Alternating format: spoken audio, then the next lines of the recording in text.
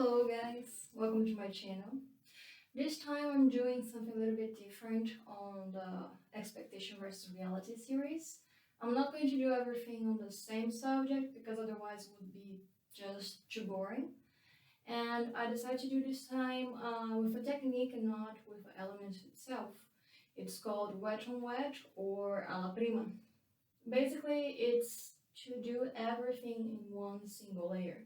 You could even wait from one day to another depending on what you're mixing with your ink, if it is still wet. But what I'm going to be showing in those videos, it's something that I finished on just one sitting. I do 2 or 3 hours straight, and this is the result. So this time I did a plant. I'm not used to do plants either. I decided to make a little bit of a challenge.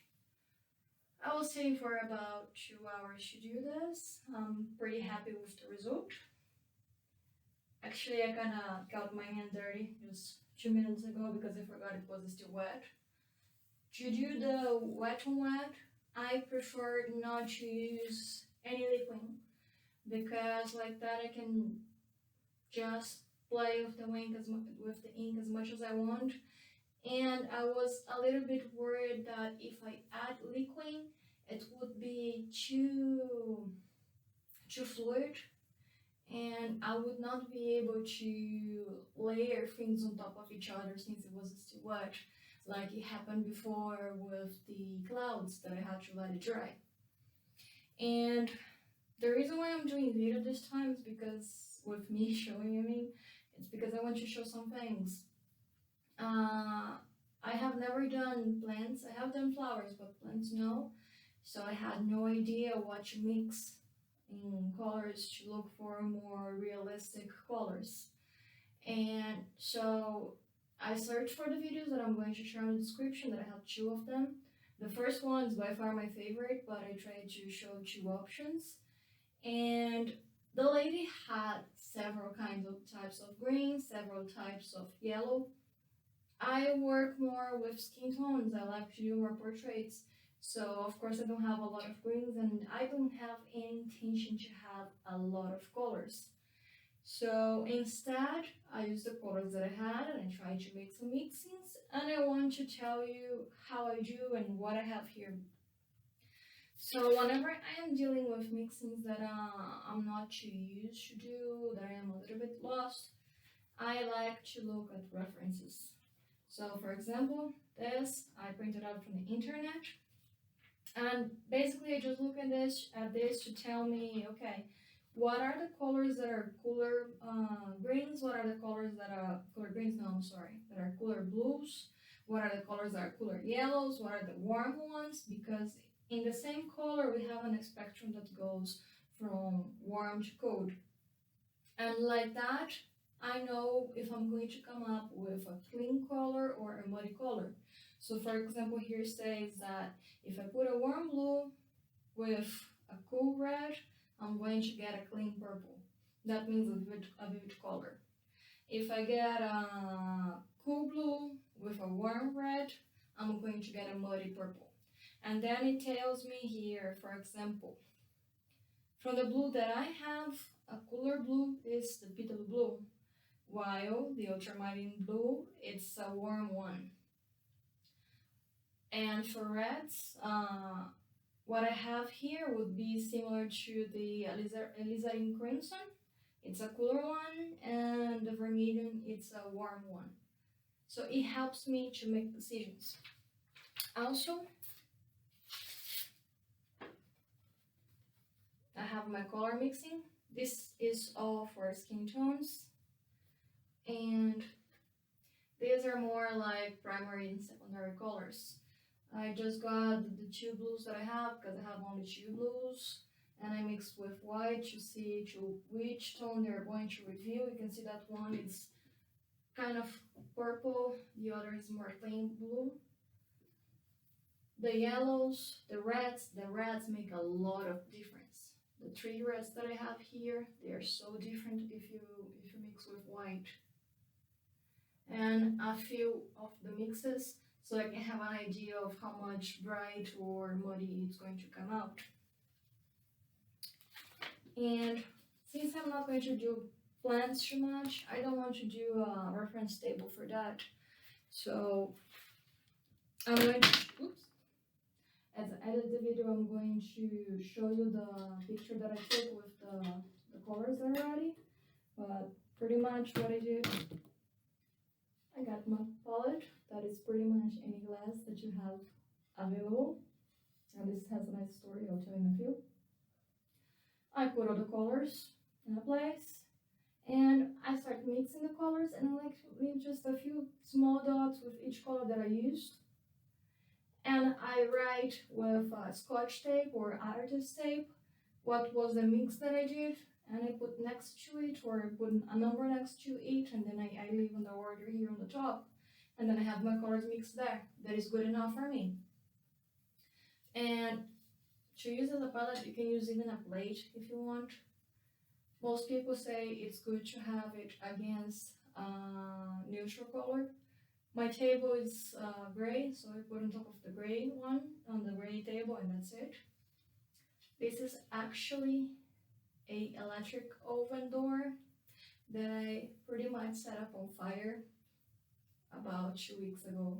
I was making toast that I didn't know, but toasts are able to really catch on fire. So we could not use anymore because it burned, and it became a great palette. I can't even hang it.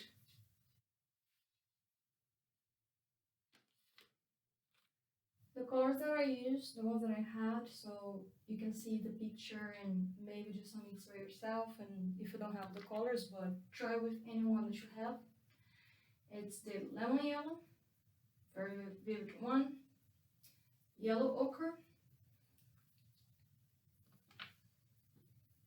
I put this one because I had, but I didn't use at all.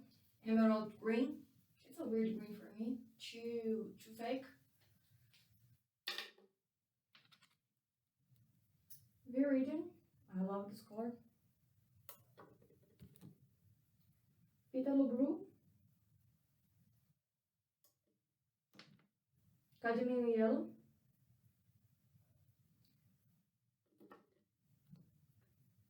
Then white. That's one to buy in quantity if you're just starting. This is the second tube that I use. Those ones I'm still with the ones from the starter kit. And this one here calls Antique Rose Mother, something like that. And from what I was researching before buying, because I could not find the color that I was looking for, it is similar to Alizarin Crimson. I'm going to put the names here below. And with those colors, I was able to obtain a really good result, and it was not hard for me to make the mixing. So I'm going to skip now to the demonstration.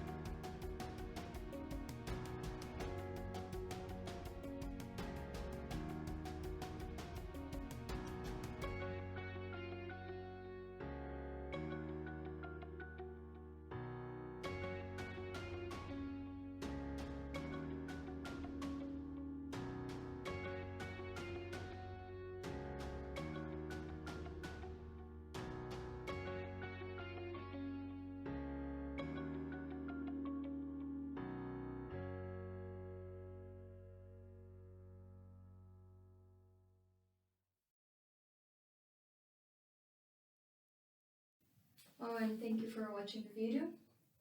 Don't worry, it's not going to have a lot of lectures again, it was just this time. And have a great week. Bye bye.